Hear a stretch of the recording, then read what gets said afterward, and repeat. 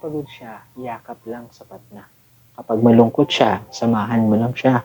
Love isn't always about fixing things. Sometimes it's about staying. At tandaan, showing up in silent, it's not useless. It's love in purest form.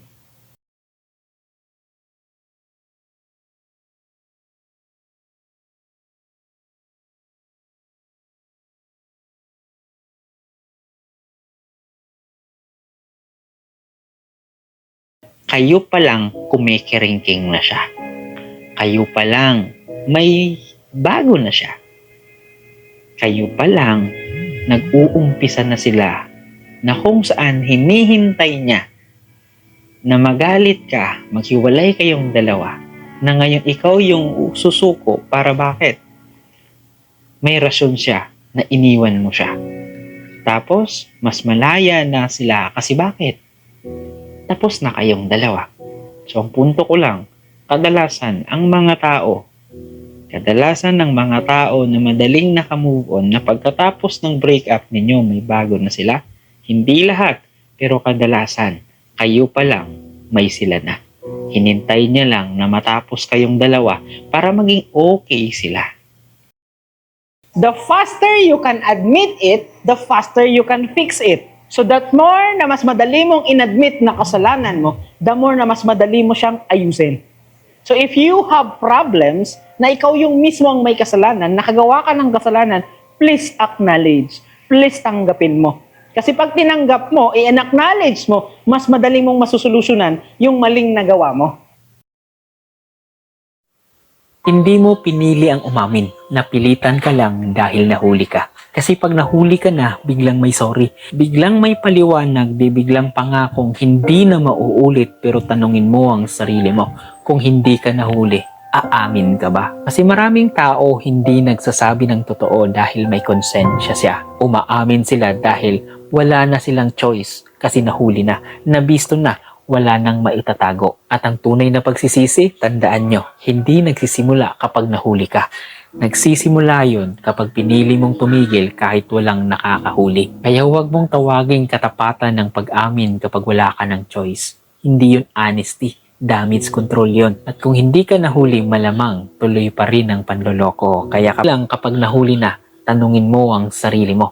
Pagsisisi ba yun o napilitan lang dahil nabisto mo siya? Masarap pagmahal ng totoo, basta sa tamang tao. Pero masakit, mahirap, nakaka-stress, nakaka-paranoid. Sobrang hirap sa buhay kapag ang taong napili mo, maling tao para sa'yo. Habang ginagalaw mo yung babaeng yun, sumagi ba kahit isang beses sa isip mo na may taong nasasaktan, isang taong walang ginawa kundi mahalin ka ng higit pa sa sarili niya? Kasi habang yakap mo ang ibang babae, may taong umaasang tapat ka. Habang nagsisinungaling ka sa telepono, may taong nagdarasal na sana mali ang hinala niya. At habang nagpapanggap kang maayos ang lahat, may pusong unti-unting nababasag. At ang panloloko po, hindi lang kasalanan.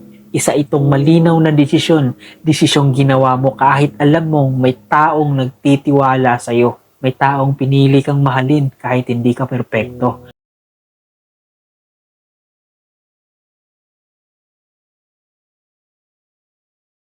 Kundi dahil habang ginagawa mo yun, may taong todo pa rin pinaglalaban ka, may taong pinagtatanggol ka sa ibang tao, may taong naniniwalang hindi mo kayang gawin yun. Kasi habang ikaw abala sa panloloko, may taong tapat na tapat sa'yo. Kaya huwag mong sabihing pagkakamali lang yun dahil ang totoo, pinili mong gawin yun kahit alam mong may pusong masisira at minsan ng taong totoong nagmamahal sa'yo, siya pa ang pinakamasakit na tinatraidor mo. Hindi lahat ng tahimik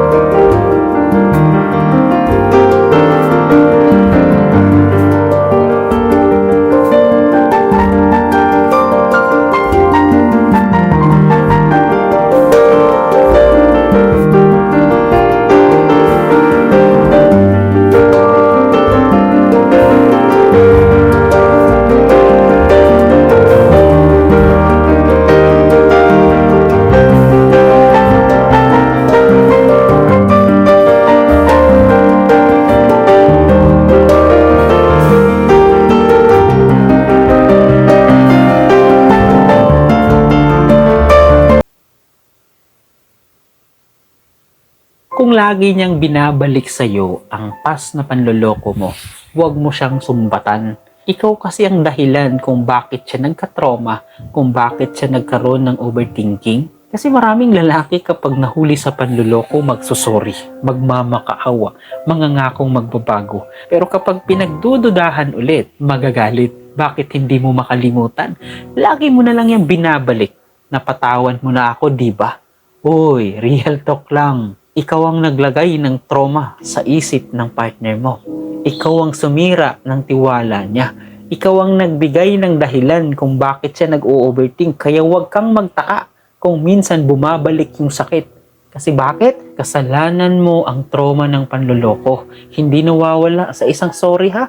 Hindi nawawala sa isang buwan na maayos ka. Dahil ang tiwalang sinira mo, sobrang tagal maibalik. At minsan, hindi yan na ibabalik kung inuulit. Kaya please, kung ikaw ang dahilan ng sugat, ng trauma, ng panloloko, or stress at overthinking niya, ikaw rin ang dapat magbigay ng assurance. Kaya kung mahal mo talaga siya, huwag mo siyang sumbatan. Bigyan mo siya ng dahilan para unti-unti siyang maniwala ulit sa'yo na hindi mo na siya sasaktan.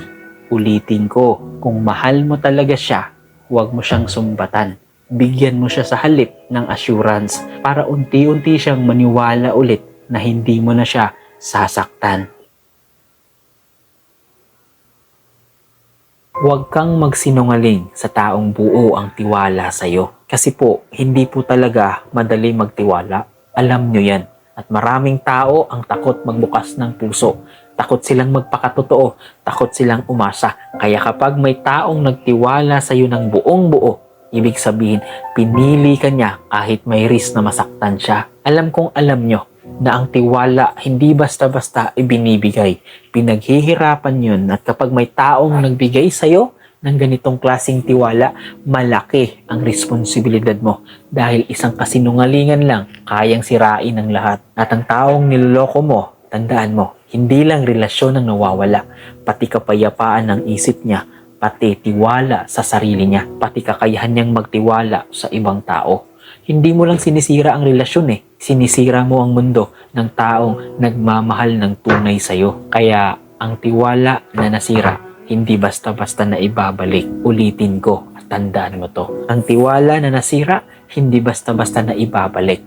Kaya kung may taong nagtiwala sa'yo, asawa mo, partner mo, jowa mo, magulang mo, or kahit na sino, basta nagtiwala ng buong buo sa'yo, ingatan mo. Dahil sa mundong puno ng kasinungalingan, ang taong naniniwala sa'yo ay isa sa pinakabihirang regalo sa buhay mo.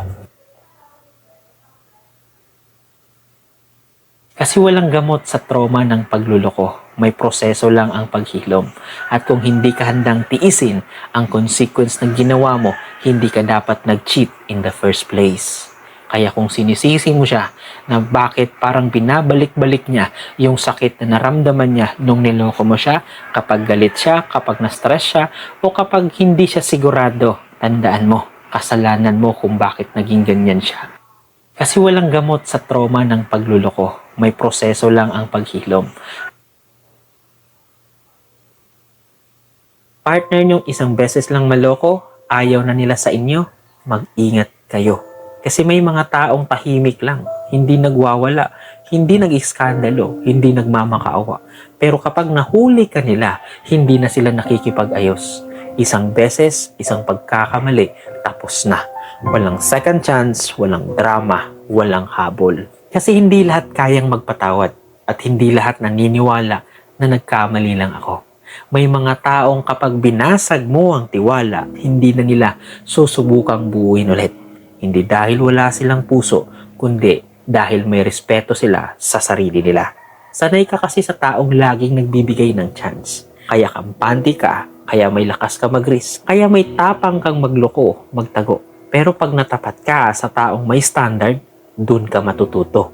At minsan, huli na. Kaya kung mahal mo, huwag mong subukan kung hanggang saan ang pasensya niya. Kasi hindi lahat naghihintay, hindi lahat nagmamakaawa, hindi lahat nagpabalik. Yung iba, isang beses lang, tapos na. So remember, may mga taong hindi nagagalit, pero umaalis. Kaya kung akala mo lagi kang may second chance, mag-isip ka. Baka yung taong hawak mo ngayon hindi marunong magtiis. At kapag umalis yan, hindi na babalik. Mag-ingat ka. Hindi lahat ng tahimik, mahina. Yung iba, umaalis talaga kasi tarantadong manloloko ka.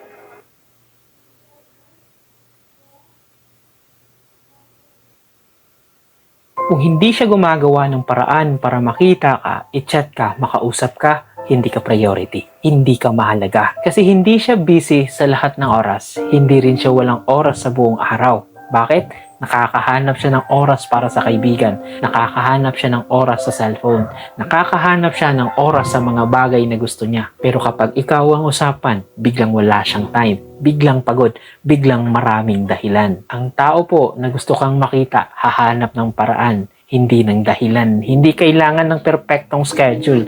Hindi kailangan ng willingness. Kapag mahalaga ka, may space ka sa oras niya. So, hindi problema ang distansya. Hindi problema ang schedule.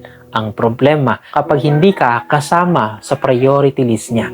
Dahil ang taong tunay na may pakialam kahit gaano siya ka-busy, hahanap at hahanap siya ng maliit na paraan para makausap ka, para makita ka. Kaya wag mo nang ipilit ang sarili mo sa taong wala kang lugar sa oras niya. Hindi mo kailangang magmakaawa para sa presensya niya. Ang tamang tao kasi, hindi mo kailangang habulin. Kaya tandaan, kapag mahalaga ka, hindi ka hinahanap kapag convenient kung may kailangan lang siya.